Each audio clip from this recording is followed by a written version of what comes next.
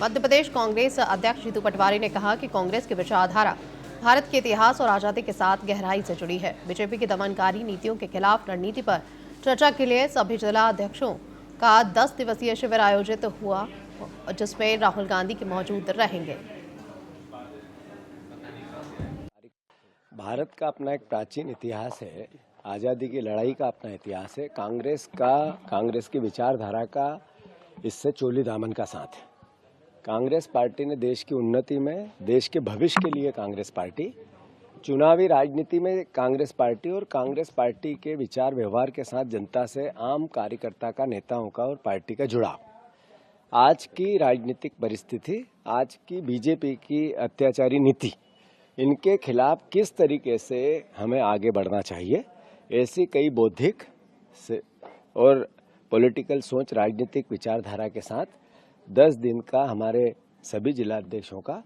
जो शिविर हो रहा है, जो प्रशिक्षण हो रहा है, ये मील का पत्थर साबित होगा। पचमढ़ी में लगातार 10 दिन तक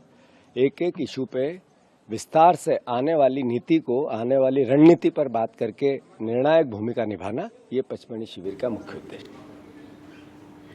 मध्य प्रदेश के भितरवार क्षेत्र में भारी बारिश से धान की फसल नष्ट हो गई। इसको लेकर बीजेपी सांसद भारत सिंह कुशवाहा ने प्रभावित गांवों का दौरा कर किसानों से मुलाकात और एसडीएम को नुकसान का सर्वे कर शीघ्र मुआवजा दिलाने के निर्देश दिए हैं। किसानों का आशीर्वाद, प्रदेश की जनता का आशीर्वाद भारतीय जनता पार्टी के ऊपर है। देश में प्रधानमंत्री मोदी जी, प्रदेश में डॉक्टर मोहन यादव जी, मुख्यमंत्री ने ये निर्देश दिए प्रशासन को कि जिस क्षेत्र में अति वर्षा की वजह से, बेमौसम वर्षा की वजह से जो भी फसलों का नुकसान हुआ है, उनका सर्वे तुरंत किया जाए और जिन किसानों का फसल बर्बाद हुई है, नुकसान हुआ है,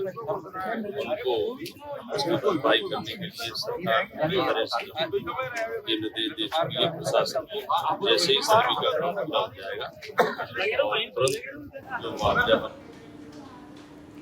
मध्य प्रदेश बीजेपी कार्यकारिणी घोषित होने के बाद बीजेपी प्रदेश उपाध्यक्ष बनाई गई नंदिता पाठक चित्रकूट पहुंची और जहां रेलवे स्टेशन करवे में बीजेपी कार्यकर्ताओं ने भव्य स्वागत किया। इसके बाद नंदिता पाठक ने कामतानाथ मंदिर जाकर भगवान श्री कामतानाथ का दर्शन पूजन करने के बाद साधु संतों का आशीर्वाद लिया और कहा कि पार्टी ने मुझे जो जिम्मेदारी दी है, मैं उसे पूरा करने का प्रयास करूंगी।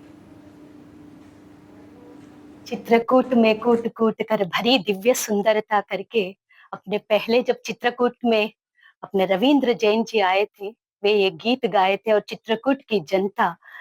हजारों की संख्या में झूम उठी थी। वही भावना आज भी, चाहे मैं दिल्ली में रहूं, बंबई में रहूं, भोपाल में रहूं, छतरपुर में रहूं, खजुराहो में रहूं, आंध्र प्रदेश में रहूं, ये 10-15 साल में जहां पर भी रही, हमेशा हमें चित्रकूट की यादें और चित्रकूट का जो प्यार और प्रभु राम जी का जो असीम अनुकंपा और प्रभु कामतानाथ जी की जो कृपा हम सबके ऊपर और श्रद्धेय नानाजी देशमुख जी ने जो हमको सिखाया और खासकर चित्रकूट के परम पूजनीय संत महात्माओं का आशीर्वाद हमें हमेशा याद आता रहा। और लगातार हम ये जो 10-12 वर्ष जो हमको मिले, नाना जी ने जो सिखाया, परम पूजनीय संत महात्माओं के आशीर्वाद से वही काम पूरे देश विदेश में करना